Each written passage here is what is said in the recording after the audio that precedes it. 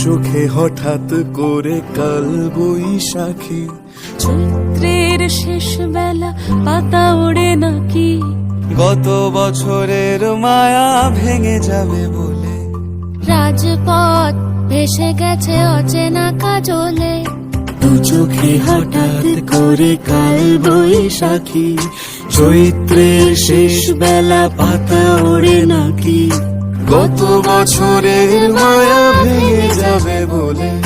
রাজপথ ভেসে গেছে অচেনা কাজলে, তুমিও অঝরে তাকে শুধু ভালোবেসো। এসো হে বৈশাখী,